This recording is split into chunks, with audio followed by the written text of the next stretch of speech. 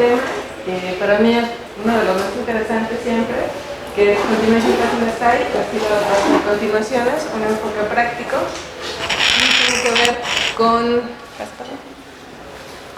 programación, ¿no? En particular con lenguajes de programación, en la parte de hacer un poco más eficiente, ¿no?, alguna función, en este caso recursiva, y vamos a ver algunos ejemplos, ¿no? Para los que ya lo conozcan, pues les pido un poco de paciencia o que recuerden un poco el tema. Para hablar de esto, un poco el contexto que voy a tratar es, como ya les decía, en los lenguajes de programación podemos encontrar ciertos mecanismos para que se comuniquen los elementos de un programa, que puede ser a través de procedimientos, funciones, métodos, dependiendo del paradigma en el que estemos hablando. Y estos procedimientos, en general, pueden ser implementados de manera iterativa o recursiva. En general, también los lenguajes funcionales y los lenguajes lógicos utilizan la recursión, que ya se implementaba de manera implícita en esos lenguajes, y los lenguajes como los orientados a objetos y los imperativos usan regularmente procedimientos iterativos, ¿no?, como lo señalo aquí, ¿no? Esta podría ser una categorización de lenguajes de acuerdo al tipo de procedimientos que manejan, y muy particularmente dentro de los procedimientos recursivos están la recursión normal, la que conocemos todos, que ahorita la vamos a ver, ¿no?, recursión de cola o con cola, y las continuaciones, ¿no? Que las continuaciones también pueden ser implementadas en otro tipo de lenguajes, ¿no? Bueno, en general, una función puede recibir algo, ¿no?, tener un cuerpo, el cuerpo de la función, evaluarse con esa instancia, en este caso pues nos da 9, y pasarse a la otra función, el resultado de esta. Esa otra función tiene otro cuerpo de función, y al evaluarse pues nos da el resultado final de la función, y en este caso lo que estaríamos implementando sería la composición de funciones.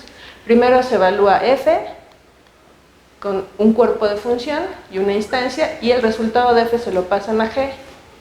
G puede tener otro cuerpo de función y recibe lo que regrese f y evalúa la función, ¿no? Y esto puede ser tantas composiciones de funciones como que quisiéramos, ¿no? Las funciones recursivas, en particular las que vamos a ver aquí, ¿no?, vemos una característica en ellas, que es que en el cuerpo de la función que estamos definiendo se manda a llamar a ella misma, ¿no? Entonces es una función recursiva en cuyo cuerpo de función mandamos llamar a esta, ¿no? Hay un problema con las llamadas recursivas, que es la memoria que podrían estar utilizando estas funciones. ¿Sale? Y ahorita lo vamos a ver, ¿no? En general las funciones, ¿no?, esto generan o pueden ocupar el espacio en memoria dentro del stack de ejecución, ¿no?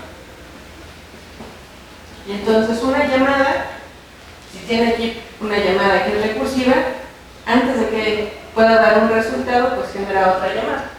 Esto genera a lo mejor otra llamada, y esta sigue ocupando este espacio en memoria hasta que las demás puedan evaluarse, ¿no? Ese es el problema principal del espacio. Tenemos ejemplos ya básicos dentro de las funciones recursivas, que puede ser por definición la definición del factorial, valga la redundancia, donde a factorial de un número se calcula como n por el factorial de n-1. Esta es la definición, ¿no?, para calcular el factorial de un número, teniendo como base o caso base el factorial de 0, que regresa a un 1 ya por definición, ¿no? El Fibonacci, que también es un procedimiento definido recursivamente, el cual el Fibonacci de un número se calcula como el Fibonacci del enésimo número menos 1 más el Fibonacci del enésimo número menos 2 para cualquier n, ¿no? Bueno, n positiva, un entero, y hay dos casos base, que es cuando Fibonacci es 0, regresa a 0, y cuando Fibonacci es 1, regresa a 1. Y vemos ahí llamadas recursivas, ¿no? Bueno, ¿Qué pasa en la memoria cuando, lo que estábamos platicando ahorita, cuando una función es definida de manera recursiva? Por ejemplo, para calcular el factorial de 3, habíamos quedado que la definición es n por el factorial de n menos 1. Como la n no es 0, entonces 3 por el factorial de 2, esta llamada factorial de 2 genera 2 por el factorial de 1, el factorial de 1 genera 1 por el factorial de 0, y factorial de 0 por fin es 1, ¿no? Por definición. Entonces, en este momento podemos empezar a evaluar el resto de las llamadas que estaban pendientes por hacerse, dada el lado derecho de la multiplicación, ¿no? Lo que vemos es que una llamada, en este caso factorial de 4, tiene que esperar a que se resuelva factorial de 3, factorial de 3, factorial de 2, y esto ocupa un espacio en memoria, todas estas llamadas, ¿no? El problema pues no es cuando es factorial de 3 o 2 el que se está calculando, sino cuando es factorial de 1.000.000, ¿no? Donde ya tenemos 1.000.000 de registros pendientes por evaluarse en el stack de ejecución, y el stack en general pues es pequeño, no es muy grande. Entonces, ¿cómo puedo mejorar la recursión? Bueno, dada una entrada, esta es una figura que muestra donde se van haciendo llamadas, ¿no? Y hasta que termine la última llamada se va a regresar a las siguientes un resultado para eventualmente dar el resultado final. Entonces, una mejora para este tipo de implementación es la recursión de cola. En la recursión de cola lo que hacemos es llevar resultados parciales de cada una de las llamadas recursivas en un acumulador, ahorita lo vamos a ver, o tener continuaciones, que es también llevar resultados el resultado final de una función como una función completa, ¿no? Entonces, ahorita lo vamos a ver, ¿no? Una continuación, antes de seguir, representa las expresiones que faltan por hacer, ¿no? Una continuación es una función. En particular, sabemos que una continuación es aquí se me fue, ¿no? La función identidad, ¿no? Y el problema, como ya les había mencionado, es que no se desborde o se termine la pila de ejecución cuando se están haciendo programas recursivos, ¿no? En particular en lenguajes funcionales donde todo es recursión. Entonces, en esta función que pongo aquí, que es una función que suma dos instancias que le están pasando, ¿no? Lo que podríamos hacer es, si fuera una función, ¿no? Con algún tipo de mejora, es que reciba 3 parámetros la función, lo sumamos y de alguna manera regresarlo en una tercera variable, ¿no? Es lo que vamos a hacer. Si esto fuera una función, entonces don sería una función que recibiría la suma de a más b, y ahí se regresaría todo el resultado. En general las funciones son más complejas que solo a más b, ¿no? El continuation passing style, ¿no? Que vamos a ver ahorita, y que en español lo traduce como estilo de paso de continuaciones, es un estilo de programación donde a una función f toma todos sus argumentos con los cuales había estado definido inicialmente y le agregamos uno extra, llamémosle c, ¿no? A ese extra va a ser llamado continuación, y en ese, ¿no? Se van a ir dando todos los resultados, o en este vamos a guardar los resultados en la función que va a ir evaluando, ¿no? Entonces ahorita vamos a hacer unos ejemplos, ¿no?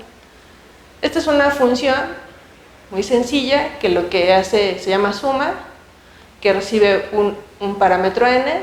Si la n es 0, regreso 0 porque no hay nada que sumar. Bueno, el 0 regresa 0. Y si no, lo que vamos a hacer es sumar la n que nos están pasando y sumar de manera recursiva, o llamar a la función de manera recursiva con n menos 1. Entonces esta función lo que hace es sumar los n primeros dígitos, ¿no? Dada esta n, ¿no? Entonces si aquí le ponemos 2, va a sumar 2 más 1, más 0. Pero como cuando algo es 0 regresa 0, pues va a sumar 2 más 1 más 0 y va a regresar 3, ¿no? Entonces esta función suma los primeros n naturales que le queramos pasar, ¿no? Entonces, por ejemplo, esta suma de 10, ¿no? Lo que hace es, como la n no es 0, sumar n más la llamada recursiva de sum con la n menos 1. Entonces, suma 10 más la llamada recursiva sum con n menos sub de 10, sub 1 de 10, perdón, regresa a 9. Esto se evalúa primero, ¿no? Y esta suma no se puede realizar en este momento porque este lado es una llamada a función, no es un símbolo terminal con el cual pueda operar la suma. Entonces lo que hacemos es hacer esta llamada de más 10 queda pendiente y ejecutamos sum 9, y sum 9 genera la llamada de la suma de 9 más la suma de n-1, que es sub 1 de 9, que es 8, ¿no?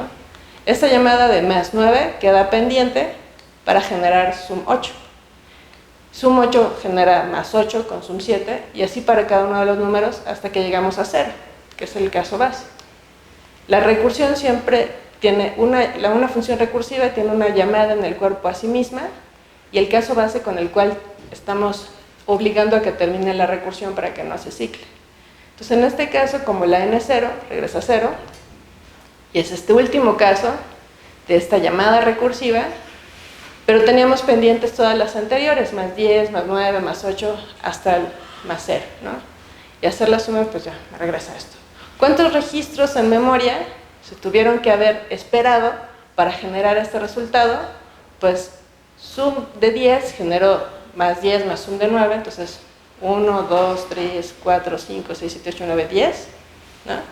Más 11, que es el sum 0, más todas las sumas que entraron al stack, pero estas entran y salen rápidamente en el stack de ejecución, y luego pues ya podemos sumar y generar un resultado. No se ve tan bonita esa implementación. Entonces una mejora sería, en este caso le puse sum 2, pero es la misma función, donde recibe la misma n, el mismo número de argumentos anterior, más una r, que esta r va a fungir como un acumulador, ¿no? Entonces, si la n es 0, regreso al acumulador. Esto quiere decir que cuando yo haga la suma de 10, ahora le voy a pasar a la suma dos parámetros, 10 y 0. 0 es nuestro caso base, siempre. Entonces, el acumulador, cuando la n es 0, va a regresar 0, y si no va a ser la suma de 2 con n-1 de n más r. ¿Cuál es la diferencia con el anterior? Que la llamada recursiva, en la recursión de cola, la pasamos al inicio para no tener pendientes estas sumas que estaban ahí colgadas, ¿no? Hasta que se definiera sub de el caso base. Entonces lo que vamos a hacer es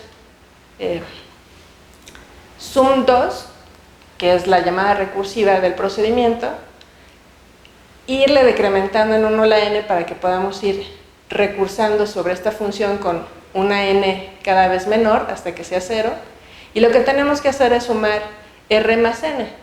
Sumar algo con 0, que es el caso base, nos va a regresar lo mismo. Entonces la llamada con sum 2 de 10 y 0 quedaría así. Sum 2 de 10 y 0 sería sum de 10 es n y 0 es r, ¿no? Entonces, como la n no es 0, entonces regreso a esta línea de acá, que es sum 2 de sub 1 de n más rn, ¿no? Entonces, sum 2 de sub 1 de n, que es 10, más r más n, ¿no? Y eso es evaluado cada uno de los parámetros, sum 2 de 9 y 10. Esta llamada no tiene nada pendiente con la anterior. Esta llamada generó esta otra llamada función. Entonces, en ese momento, el registro que había generado esta, digamos que se libera, termina, y le da lugar a este otro. Este otro con nuevos parámetros, n es 9 y r es 10, ¿no? Y vuelve a entrar a la función, pero como una llamada nueva, como la n no es 0 porque es 9, ¿no? Entonces genera una llamada de sum 2 de sub 1 de 9 más n más r, lo que había en el acumulador, y eso es sum 2 de 8 y 19. Esta es una llamada nueva a una función que antes era, que viene generada de otra, ¿no? Y así para cada uno de los casos, ¿no? Vamos sumando n más r, etc., hasta que llegamos al caso en que sum 2 del n cuando es 0, dice regresa lo que hay en el acumulador. Entonces regreso lo que hay aquí, ¿no? ¿Sí? Entonces hasta aquí vemos una mejora. Esto se llama recursión de cola, porque llevamos un acumulador que funge como cola de resultados parciales de evaluación. Un caso muy socorrido dentro de la programación funcional es el factorial, ¿no? Entonces el factorial se define como una función, en este caso estoy utilizando notación de Lisp o de Racket o de Scheme, ¿no? Donde la palabra reservada lambda nos dicta que es una función que recibe un parámetro n, si la n es 0 regresa a 1, si no n por el factorial de n-1, y aquí, para los que no lo conozcan, es un lenguaje con operador o unos tipos de operación prefija, ¿no? Donde solamente estamos pasando el operador al inicio y los operandos después, ¿no? Y entonces factorial de 5 generaría 5 por el factorial de 4, que es cuando la n no es 0, ¿no? Y lo que habíamos dicho, factorial de 4 genera 4 por factorial de 3, hasta que llega a factorial de 0, factorial de 0 es 1, y en este momento se empiezan a resolver una a una las operaciones que estaban pendientes por resolverse. En este caso, el stack de ejecución tuvo que tener 6 registros, ¿no? Del 5 al 0, para poder evaluar sus expresiones. Entonces, todos esos 6 registros están en memoria y pues en este caso es fácil, pero les digo, cuando se trata de factorial de 1.000.000, tenemos 1.000.001 registros, ¿no? Factorial de cola, siguiendo este tipo de expresiones, ¿no? Recibe igual un parámetro n y un acumulador. Si el a n es 0, regresa lo que regresa el acumulador, y si no, factorial de n-1 por n y el acumulador. Aquí vemos un patrón donde cuando agregamos un acumulador, un nuevo parámetro, ese es candidato a ser aquí el acumulador con el cual se inicia o con el cual termina la recursión, o con el cual inicia la condición de cada función. La función se pasa al inicio en cada llamada recursiva con sus parámetros n-1, y lo que quedaba pendiente, en este caso que era la multiplicación, ahora es candidato a pasarse como parte de los parámetros en la parte del acumulador, ¿no? Entonces vemos aquí el factorial, aquí en efecto factail, con n-1 y n por el acumulador, ¿no? Ahora factail, que es con cola, recibe un número, y el acumulador, algo multiplicado por 1, nos da eso mismo, entonces siempre estaría inicializado como el acumulador en 1, ¿no? Aquí la firma de la función cambia. Factorial regularmente estamos acostumbrados a usarlo para un número nada más, ¿no? Al tener que cambiar la firma de una función para un programador, en particular para un usuario que no es programador, resulta difícil.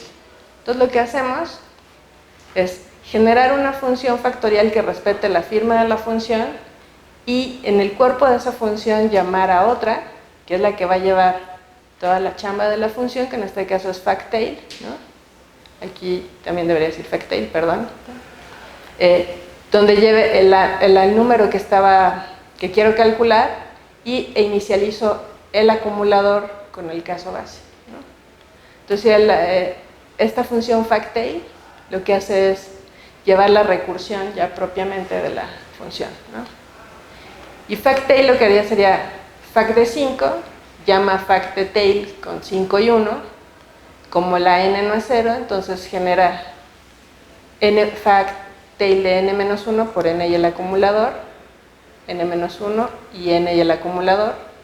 Se evalúa esa expresión y esto genera una llamada totalmente independiente a la anterior, la cual es la que ahora se va a evaluar como la n en 4 y el acumulador en 5, como la n no es 0, lo que hace es generar una llamada recursiva con n-1 y n por el acumulador, ¿no? En esta llamada. Se evalúa y entonces ahora tenemos esta llamada con factorial de 3, como no es 0, hacemos 3 menos 1 y la llamada con n y el acumulador que era 20. Se evalúa y así hasta llegar a factorial de 0 y regresamos lo que hay en el acumulador, ¿sí? Eso es relativamente fácil de ver, ¿no? Pero aún así pues hay lenguajes que uno implementa el factorial como está acostumbrado, así, y el lenguaje implícitamente hace la conversión a algo con cola, ¿no? No todos los lenguajes tienen esta conversión implícita, el programador programa de esta manera y el lenguaje se encarga de hacer una optimización para que no se acabe justamente la pila, ¿no? De ejecución. Eso es muy bonito, ¿no? Pero hay una cosa mejor, ¿no? Según yo, que es Continuation Passing Style. Igual, hay lenguajes que tienen implementada esta optimización de manera implícita y hay lenguajes que hay que hacerla explícita. Esta vez la vamos a hacer explícita y es importante que conozcamos que ahora el acumulador va a ser una función. La función es, por definición, en esta implementación que vamos a ver aquí, es la función identidad, pero podría ser otra, ¿sí? Y las llamadas recursivas se van a seguir haciendo dentro del cuerpo de la función principal, ¿no? Y las que van a llevar todo el cálculo, o lo que resta por hacer, van a ser, vamos a crear funciones que reciban algo que falte por hacer. Ahorita lo vamos a ver, ¿no? Entonces este es el factorial que vimos hace rato, ¿no? Pero aquí, si vemos, se llama igual fact, recibe un parámetro, pero ahora está llamada como un factorial, fact k, que ahora recibe la misma n, y en vez de llevar un acumulador numérico o con alguna operación numérica, ahora tiene una función, en particular la función identidad, que recibe algo y regresa lo mismo, ¿no? K o diagonal K o guión K, etcétera, es un idiom de los lenguajes para decir que hay una continuación, pero se puede llamar factorial continuación, como quieran, ¿no? Entonces aquí vemos que si la n, aquí igual, factorial de K recibe n y K es la función identidad dentro de esta llamada función. Si la n es 0, lo que va a hacer es regresar una aplicación de función de la función identidad con el número 1. Entonces si le pasan el 1, pues regresa el 1, ¿no? Y si la n no fuera 0, entonces factorial de K, que es el nombre de la función recursiva, se va a ir decrementando la n para ir terminando la recursión.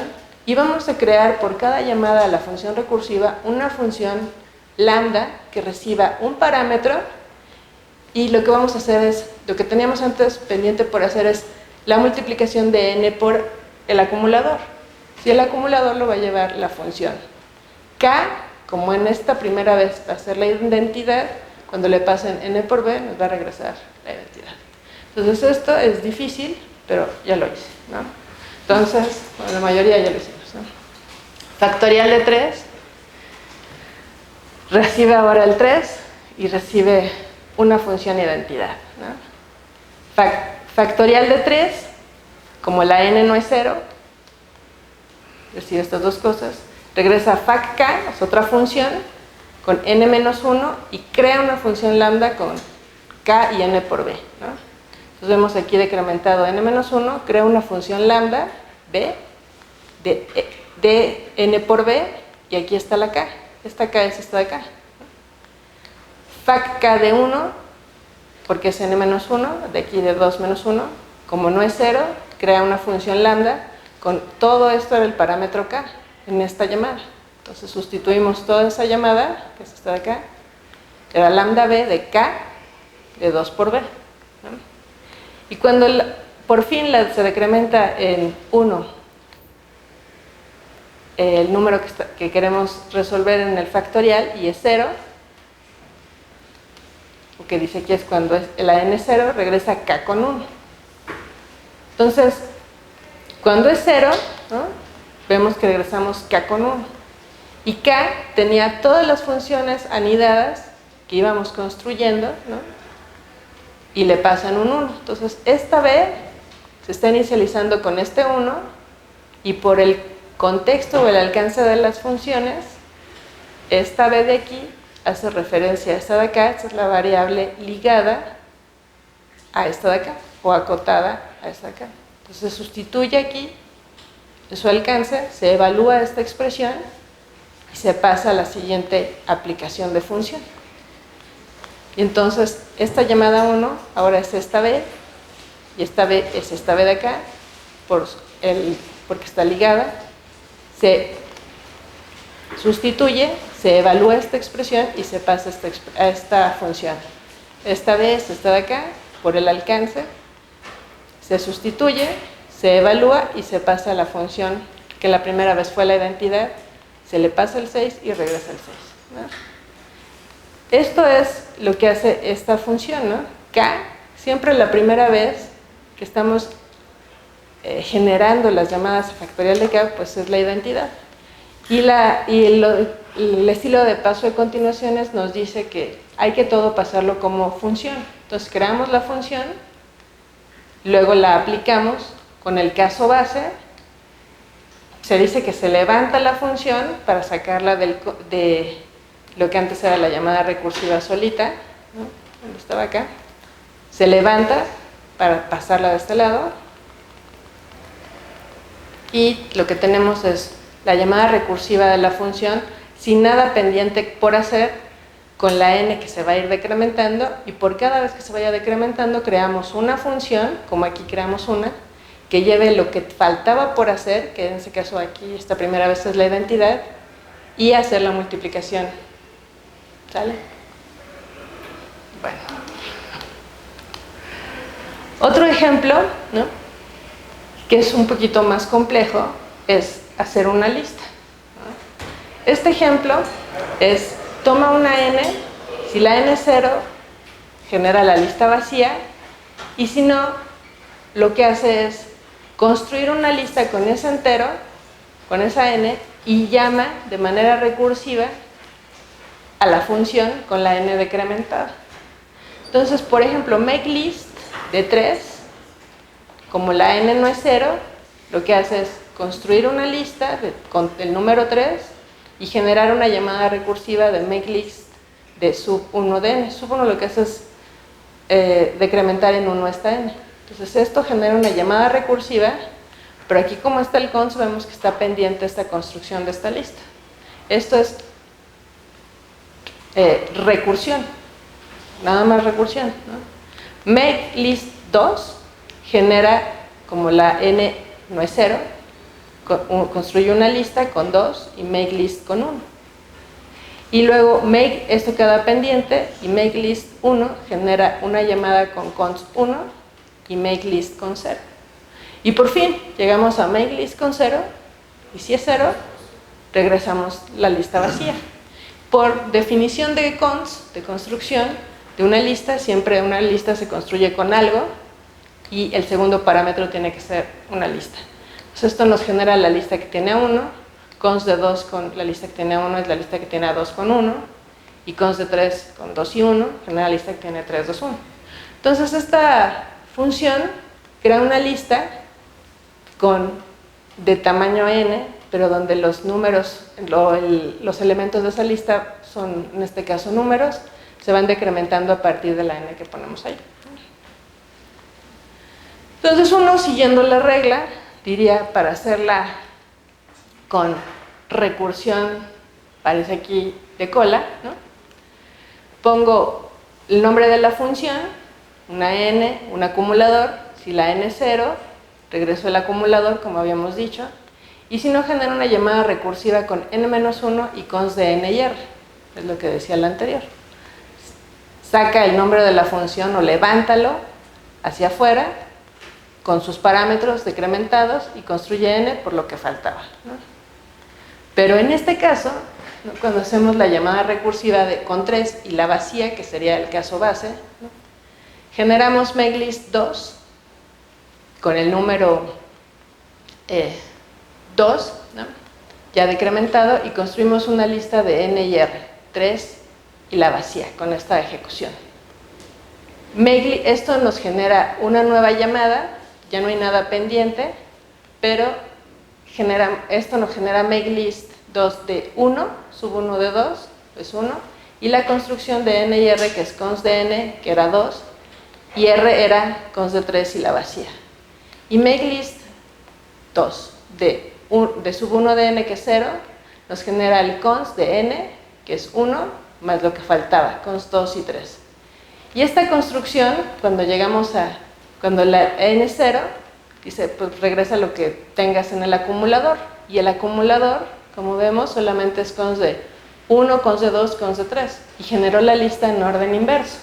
Entonces, no siempre el sacar el nombre del procedimiento nos va a generar el mismo resultado. En este caso no dio el mismo porque cons es una primitiva que no es conmutativa, la suma sí. ¿no? Y bueno, entonces habría que hacer, por ejemplo, después de dar este resultado, pues aplicarle una función tal vez reverse a esta lista para que nos generara exactamente el mismo resultado anterior. Pero ahí ya no sería totalmente siguiendo los lineamientos para hacer la recursión de cola normal, ¿no? ¿Cómo lo haríamos con CPS? Pues con Continuation Passing Style, en el acumulador llevaríamos una K, que va a ser la identidad. Eso es lo primero que nos dice la receta, ¿no? Para cambiar. Este procedimiento se ve igual que el otro, este de aquí, ¿no? Nada más lo que hicimos fue ponerle otro parámetro a la función, ¿no? Y pasarle el caso base a esa función K y poner en algún lugar, ¿no? Donde habíamos dicho, o sea, tener makeList3, sub1 de n, tener una función o construir una función lambda, ponerle la K, ¿no? En algún lugar y tener la construcción de la lista, ¿no? Esto no nos va a dar, esto es una bonita, buena aproximación, pero no jala, ¿no? Porque falta hacer más cosas, como ya les había dicho, con cons, ¿no? Entonces, ¿qué pasaría, no? makeList3 de 3 y la vacía, porque en este caso K está suponiendo que es la vacía, entonces deberíamos de haber hecho un procedimiento donde K se inicialice como la vacía, o al llamar a esta función, inicializáramos siempre esta como la función, como la función identidad. Y esta, como es la identidad, le pasan la lista vacía, pues regresa a la vacía, ¿no? Aquí esta función K, la primera vez tendría que ser la identidad. Entonces, makeList3 de 3 y la vacía, de 3 y la identidad, lo que nos genera es una lista, una llamada función con la n decrementada en 1, construimos una lista con K y cons, de lo que faltaba por hacer, de 3, este es el E. Sustituyendo K, que ahora tenemos, este es el parámetro n y todo esto es la función K.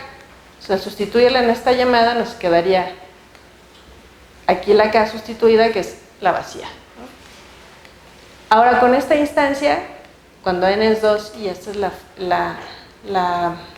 K que estamos usando, decrementamos en 1 y creamos una lista, una función lambda L, ¿no? Con K y cons de 2 y L, que era lo que estábamos haciendo. Y eso genera una lista, una nueva llamada a la función makeList3 con n-1 y como ya es 0, ¿no? Creamos una llamada función de L con K y cons de 1 y L. Y K en este caso sería toda esta función, todo esto de acá, porque vamos sustituyendo en cada llamada los parámetros que están inicializados en cada una de las llamadas diferentes con la nueva K, ¿no? Entonces, cuando tenemos eso, ya tenemos K cuando es 0, ¿dónde está? Sí, cuando la n es 0, hacemos K y le pasamos a esta aplicación la lista vacía. Entonces sustituimos K, que es toda esta, con la lista vacía. Esta lista se la pasamos a este parámetro formal, se sustituye en su alcance, vemos que aquí es cons de 1 y la vacía. Esto nos va a dar la lista que tiene a 1 y esa se la pasamos a otra función. Y esta otra función, otra vez con cons de 2 y la lista que tiene a cons y 1, y así para cada uno. Entonces vamos a tener eventualmente la lista que tiene a 3, con 2, con 1 y la vacía. Y eso es lo que vamos a regresar aquí. ¿Sí? Bueno. No es trivial hacer este tipo de conversiones donde saquemos como segundo parámetro una función, ¿no? No es, pero es cosa de hacer más ejercicios, ¿no? Y esta es una función, ¿no? Que todos, que la mayoría dentro de la programación funcional conocemos, que es map, ¿no? Map lo que hace es tener una función cualquiera y una lista y aplicarle esa función a esa lista, ¿no? A todos los elementos de esa lista. Si la lista es vacía, por definición la que nos están pasando aquí como parámetro, regresamos la lista vacía porque no hay nada, no hay ninguna función que aplicarle a la lista vacía. Y si no, construimos una lista donde se le aplique esta función al primer elemento de la lista, que es con la primitiva car, y luego hacer la llamada recursiva de map de la función que queremos aplicar al resto de la lista, ¿no? Esta es una definición de map, ¿no? Esta de aquí, esa definición de map está construida de manera recursiva, simple, ¿no? Se hace una llamada en el cuerpo de la función a sí misma y ya, ¿no? Y map2 es una función que es recursiva o recursiva con cola. Veamos, ¿no? Map2 o con continuations, ¿no? Tiene f, l y k. K puede ser un acumulador porque solo es un nombre de variable, ¿no? O una función. Si la lista es vacía, dice pues regresa a la vacía, y si no, const de f de aplicar f al primer elemento de la lista, y si no, aplicar la función de manera recursiva al resto de la lista. Aquí lo único que hicimos fue introducir una k, que esto sería el primer paso para hacerlo con continuaciones. El siguiente paso, ¿cuál sería? ¿No? Para escribir algo con continuaciones. Ya le pusimos el parámetro k a esa función, y lo siguiente es utilizar esa k. Si la k es la identidad o la función identidad y lo queremos hacer con continuaciones, lo que hacemos a esa continuación le pasamos la lista vacía. Y si no, lo que hacen muchas personas es, pues para que lo siguiente en la receta, digamos, es sacar esta llamada recursiva para que no quede nada antes colgando o esperando. Entonces lo que sigue sería levantar la llamada anidada sobre el car de la lista. Aquí vemos una llamada de f con el car de la lista, pero este const está esperando, ¿no? Entonces vamos a levantar este primero. Aquí es la función aplicada al primer elemento de la lista, y después crear una función lambda b, ¿no? Siempre estamos creando funciones donde llevemos aquí la identidad la primera vez y construyamos una lista con el valor que nos están pasando, en esta función, y de manera recursiva llamar a map de 2 con el kernel de la lista. Aquí hay otra llamada que podría quedar pendiente, y entonces lo que se dice es levantamos esta llamada anidada dentro de el cuerpo de la función. Y aquí lo vemos ya, ¿no? Lambda b de map2, o sea, sacamos el const, que es el que podría estar pendiente, se le aplicamos la función al resto de la lista y creamos una función, otra vez, lambda b2, que recibe este parámetro, y seguimos manteniendo aquí la identidad con lo que faltaba por hacer. Este paso a veces no es tan trivial, ¿no? En muchas funciones. ¿Dónde más se puede aplicar las continuaciones? Y bueno, una ventaja que tienen las continuaciones es que cuando estábamos viendo lo del stack, ¿no? Se crea una función con ciertos parámetros, ¿no? Y esta función genera otra función dentro, pero en la misma, ¿no? Esta función va creando otra función aquí adentro con la misma función, pero con otros parámetros, pero está dentro de la misma función. Esto nos genera pues, solamente un registro por cada función, teniendo al final que evaluar una función sí muy grande, ¿no? Pero con todas las llamadas anidadas dentro de esa misma función. Entonces, en general, ¿no? Tenemos sí se va construyendo las n funciones o llamadas a funciones que tenemos, pero ocupando un único registro por cada vez que estamos llamando a la función, ¿no? Y eso es bueno, también en eficiencia, ¿no? De espacio. Entonces, ya casi acabo porque todo fue en todo, ¿no? No es cierto. Los mecanismos para hacer funciones recursivas son interesantes, pero si se quedan solamente en la recursión normal, va a ser en algunos lenguajes que no tengan implementada estos conversiones implícitas a cosas más específicas y que usen menos espacio, como son la recursión de cola o la continuation passing style, ¿no? Es un mecanismo que nos permite tener o manejar de manera más eficiente la memoria, ¿no? Y eso en un lenguaje funcional, en un lenguaje que tiene implementado de manera intrínseca la recursión, es importante que se tome en cuenta, porque si no se puede acabar el stack en cualquier momento, sobre todo en instancias grandes. Si la instancia son sus programas con instancias pequeñas, ¿no? Pues no hay mucho de qué preocuparse, ¿no? Pero si ya se va a hacer un sistema que tal vez maneje la página de alguna facultad, ¿no? Y se hace a través de un lenguaje funcional, y ese lenguaje funcional, pues todo lo hacemos de manera de recursión, es bueno que escojamos un lenguaje que tenga ya implementadas estas herramientas, o bien que nosotros las hagamos como vimos desde cero, ¿no? O sea, si no lo tienen, nosotros hacer continuation passing style explícito o recursión de cola, ¿no? Y las continuaciones, y en particular el continuation passing style, se puede hacer en todos los lenguajes de programación, no solo en los funcionales, pero ciertamente la sintaxis puede entorpecer un poco la lectura o la fácil lectura, la fácil escritura de algunos de esos procedimientos, pero no es imposible. Java los tiene, ¿no?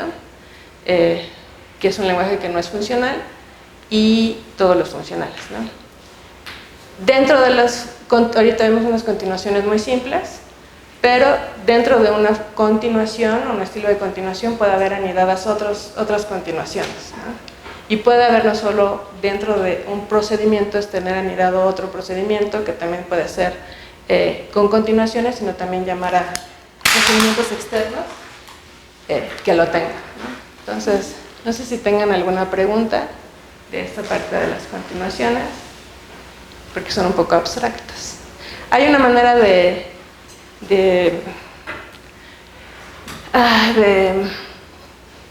formalizar esto, que es la notación y las fórmulas de Fisher, pero sí están para ver solamente como en un curso particular, ¿no? Y bueno, Fabio no me dejó.